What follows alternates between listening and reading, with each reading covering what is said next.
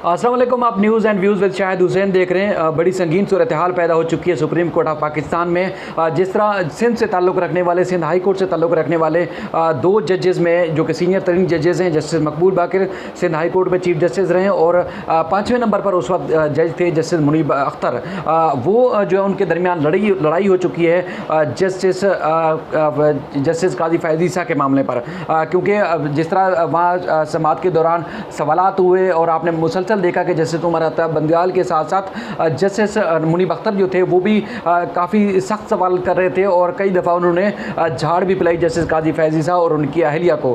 तो आज भी इस तरह समाअत के दौरान बड़ा एक संगीन सूरत हाल देखने में आई और एक जज साहब ने, बल्कि जस्टिस सजाद अली शाह जिनका ताल्लुक भी कराची से था, सिंध से था, उन्होंने जब उठ के जाने की धमकी थी तो जस्टिस मकबूल बाकिर ने जो है वो पेन ज़ोर से टेबल पर मारकर उठ के चले गए और फिर इस तरह तल्ख जुमलों का तबादला भी हुआ जजेस के दरमियान। अब इस सारे मामले पर मैंने अज़हर सदीक साहब को दावत दी है, इस मामले पर उनसे बात करेंगे और सारी तफसीलात आपके सामने रखेंगे, क्योंकि अपने साइकिल चलाने से लेके दुनिया की हर बात की है जस्टिस काजी फैज़ ईसा ने, और अगर नहीं बात की है तो अपने असासे के हवाले से और जो उनसे सवालात पूछे गए थे वो सवालात नहीं बता रहे। तो इस मामले में कानूनी चूँकि मामलात हैं, कानूनी चीज़ें हैं जो समझनी और जानने के लिए जो बहुत ज़्यादा ज़रूरी है। अज़हर सदीक साहब मेरे साथ हैं, उनसे मज़ीद उनसे तफसीलात। अज़हर सदीक साहब, जिस तरह हम देखते हैं कि 2-3 मुल्क के इदारे हैं जिनके अंदर लड़ाई अगर हो भी तो बज़ाहिर वो नज़र नहीं आती, बड़े मुनज़्ज़म नज़र आते हैं। लेकिन आज जिस तरह का जस्टिस काज़ी फैज़ साहब मुसलसल वो लड़ाने की कोशिश कर रहे थे अपने इदारों में लोगों को और ख़ासतौर पर जजेस को,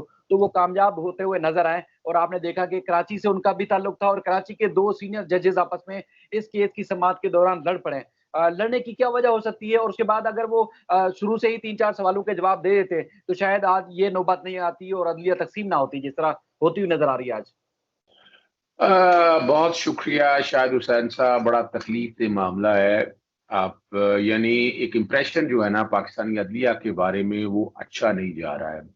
जस्टिस काजी फायद ईसा का केस बड़ा सीधा सा मामला था, मनी ट्रेल देने के हवाले से, असाफजात की तफसील के कॉन्टेक्स्ट में, और अभी तक उन्होंने नहीं बताया। आप अंदाजा लगाएं कि जस्टिस उमर अता बंदयाल ने सुप्रीम कोर्ट के बेंच की तरफ से उनसे 3 सवाल पूछे और वो 3 सवाल जो कि खुद ही रिपोर्ट इन्होंने मंगाई थी कि जो एफबीआर की रिपोर्ट दाखिल की है सुप्रीम जस्टिस काउंसिल की, मुझे कॉपी नहीं दी गई। वो कॉपी जब रिकॉर्ड में आई वो तो तबाहकुन कॉपी थी, क्योंकि उनमें जस्टिस काजी फायद ईसा और सरीना ईसा के एक जॉइंट अकाउंट का भी जिक्र है और कुछ गालिबन कुछ पैसे जो है ना जॉइंट अकाउंट से भी आए हैं। और बड़ा सिंपल सा ये मैटर था, मौका था उनके पास, लेकिन फिर जवाब नहीं दिया। आपके सामने मौजूद है कि 10 रुकनी बेंच या बड़ा बेंच कितने अरसे से कि जस्टिस काजी फायसा के केस को देख रहा है। पहले उनकी अपनी पिटीशन को, फिर नजरसानी दायर की, नजरसानी के अंदर के वही बेंच सुने। वो बेंच शायद इसलिए बनाना चाहते थे, ये आपके सामने आज जो बड़ा दिल खराश वाकया, मैं कहता बड़ा तकलीफ दे वाकया ये पेश आया। और मैं इसमें समझता हूँ कि जस्टिस मकबूल बाकर साहब को तहम्मुल का इजहार करना चाहिए था। यानी सरकारी वकील ने, यानी लोग कहते हैं कि कहीं ना कहीं जजेस में डिवाइड है या अलाइनमेंट नजर आ रही है। मैं समझता हूँ ये अदलिया के वकार का मामला है और यहाँ अब सवाल जो उठे हैं वो बड़े डेंजरस सवाल हैं एक जज साहब की। और वो जज साहब जिस तरह मामले को पहले अपनी मिसेस के हवाले से कहते थे, उनसे पूछें, जब वो खुद आ गई, खुद अदालत में पेश हुई, वीडियो लिंक पे रिकॉर्ड कराया बयान, एक एक चीज रिकॉर्ड पे दी, फिर उसके बाद उन्हें मौका दिया गया कि असासी अगर आपके बनाए हैं तो आप जाएं एफबीआर को जाके सेटिस्फाई करें। एफबीआर ने उसकी इंक्वायरी और इन्वेस्टिगेशन करके सारा कुछ निकाल लिया। मनी ट्रेल दे नहीं सके, फॉरेन करेंसी अकाउंट में अगर पैसे भिजवाए हैं तो पैसा वो आया कहाँ से, सवाल तो वो पैसा आने के हवाले से।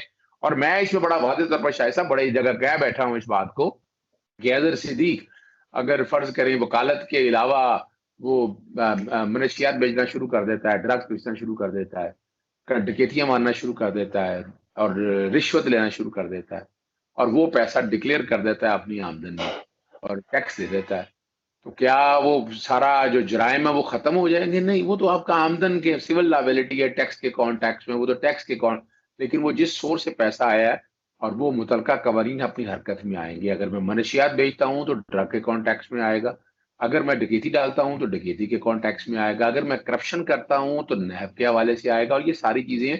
और यहाँ बड़ा सिंपल सा मामला था, अगर जवाब दे देते उन्होंने जो 9 सफा का जवाब दाखिल किया उसमें वो जस्टिस उमर अता बंदियाल ने अपने कोलीग्स को अगर कोई शायद भेज दिया तो उसका भी जिक्र कर दिया है। वो बेनी खुदारा सिंपल सा मामला है, उसमें क्यों उलझाया जा रहा है? और ट्रैक से कोशिश की जा रही है कि हकायक ना, अब हकायक तो सारे खुल चुके हैं रिपोर्ट आने के बाद। अब ये मैं नहीं समझता कि इसमें कोई लटकने वाली बात है। मामला ये अल्टीमेटली फैक्ट फाइंडिंग जो अथॉरिटी है या है, वो सुप्रीम जुडिशल काउंसिल ही है। और नजरसानी पे अभी तक आप खुद देख लें कि ये जैसे ही हामिद खान साहब ने दलाइल शुरू किए तो यानी जो जज काबिल मोहतरम जजेस बैठे थे बेंचेस में, उन्होंने कहा कि बड़े अरसे बाद सुन रहे हैं हम कि कोई आर्गूमेंट लीगल हो रहे हैं। और जस्टिस मंजूर मलिक साहब ने कहा यही फर्क है साहिल के दलाइल देने में और एक वकील के दलाइल देने में, ये आपके सामने मौजूद है। और मैं जितनी दुनिया जहां की जस्टिस काजी फाजीसा ने बतौर साहिल बातें की हैं और केस के हवाले से जितना किया आप और हम सारा तो देख चुके हैं। सर देखिए उन्होंने फ़ौज के खिलाफ बात की, उन्होंने अदलिया के खिलाफ बात की, सुप्रीम जुडिशियल काउंसिल के खिलाफ बात की, हुकूमत को नहीं छोड़ा।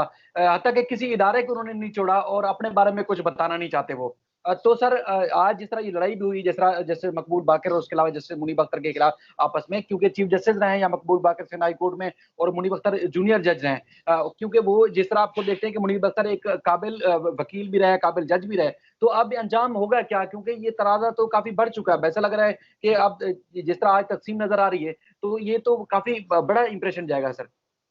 देखें, बुनियादी तौर पर बात तो बड़ी सीधी-सी है कि जिस तरह ये मामला चल रहा है कि यानी वो एक जो इम्प्रेशन आ रहा है, वो इम्प्रेशन नहीं आना चाहिए कि आप अपने ब्रदर जजेस को बचाने की कोशिश कर रहे हैं। कि आप एक अगर मिसाल आर्टिकल 25 यानी यहाँ तो फिर अब सीधी-सी बात है, अगर सुप्रीम जुडिशियल काउंसिल ने इंक्वायरी नहीं कर रही, इंक्वायरी से डरा क्यों जा रहा है? यानी अगर नहीं करनी तो फिर पब्लिक ऑफिस होल्डर डिक्लेयर हो गए हैं। अब इस जजमेंट ने जजेस को पब्लिक ऑफिस होल्डर डिक्लेयर कर दिया, जो कि पहले भी थे। तो फिर मामला जाएगा नैब के पास। यानी कि आपको किसी ना यानी ये कहना कि अगर करप्शन के इल्जामात आते हैं तो जजेस की इंक्वायरी नहीं हो सकती, वो कैसे हो सकता है? पब्लिक ऑफिस होल्डर सारे जितने भी हैं उन सबके बारे में निजाम मौजूद है। यहाँ पर जैसे जैसे हमारे आर्मी के इदारों के वाले से उनका अपना कोर्ट मार्शल का अपना एक निजाम मौजूद है, इस तरह इनके कॉन्टेक्स्ट में मौजूद है जुडिशियल काउंसिल। जुडिशियल काउंसिल ने फैक्चुअल इंक्वायरी करनी है, वो इंक्वायरी करे, इंक्वायरी करके सारे हालात और वाकया सारे कौम के सामने लाए और ये वहां जाने तो दें उस बात को। वो जाने क्यों नहीं दिया जा रहा है? क्योंकि वजह है कि यहाँ पर कई फ्लॉज हैं, कई चीजें ऐसी हैं जो एक्सप्लेन नहीं हो सकेंगी, जिस वजह से जान के ऐसे हालात पैदा किए जा रहे हैं कि ये मामला किसी लड़ाई की तरफ से तसादुम की तरफ जाए। तो इनका अपना अंजाम क्या होता हुआ नज़र आ रहा है सर आपको इस सारे मामले को देखते हुए? देखिए, मैं तो बड़ा सीधा-सा मामला समझता हूँ कि जहाँ अपना जजेस के अगर नैब के कवानीन में देखें और स्पाउस को देखें, एसेट बियॉन्ड मीन देखें, वो सारे जराइम मौजूद हैं और उसमें करप्शन लाज़मी साबित नहीं होना होता, व्हाइट कॉलर क्राइम कहलाता है। तो यहाँ भी ये बात ट्रेसेस की चीज़ें हैं, सारा कुछ सामने रिकॉर्ड पे है। इसकी एक इंक्वायरी और इन्वेस्टिगेशन हो रही है, रिपोर्ट सामने आ गई, जुडिशियल काउंसिल ने केस देखना है। अब तो वो तो ये कह रहे हैं कि जुडिशियल काउंसिल देखे ही ना, वो रेफरेंस क्रैश हो गया है। भाई वो जो चीजें सारी सामने रिकॉर्ड पे आएंगी, आंखें तो नहीं बंद हो सकती।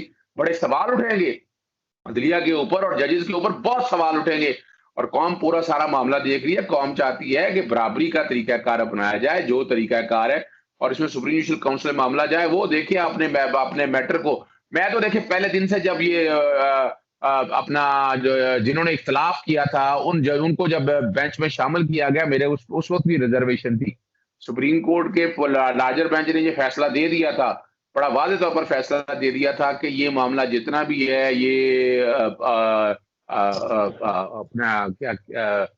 अपना क्या कहते हैं, लार्जर बेंच ने ये फैसला दे दिया था कि जो बेंच बनाना है वो स्वाबदी चीफ जस्टिस साहब की, चीफ जस्टिस साहब को ये बेंच वो नहीं बनाना चाहिए था, इन लोगों को इन जजेस को शामिल नहीं करना चाहिए था उसमें।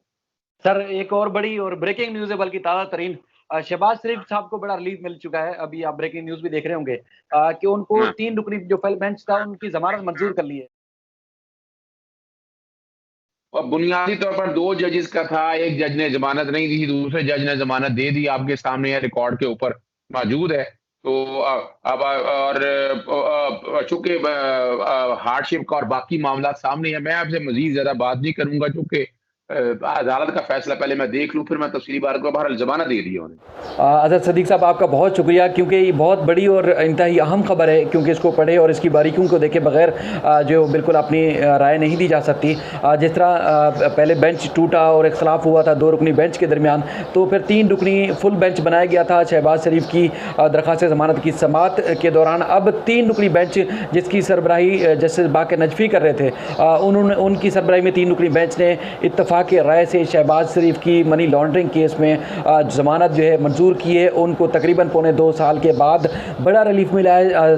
लाहौर हाई कोर्ट से मनी लॉन्ड्रिंग केस में शहबाज शरीफ की जो कि अपोजिशन लीडर हैं कौमी असम्बली में, ज़मानत मंजूर की गई है। ये इंतहाई अहम और इंतहाई दिलचस्प चीज़ें थी, और बल्कि कौमी मामलात की खबरें थी जो कि अज़हर सदीक़ साहब के तवज्जुह से और उनकी राय के बाद मैंने आपके सामने रखी। आप अपना ख्याल रखिएगा, देखते रहिए news and views with Shahid Hussain.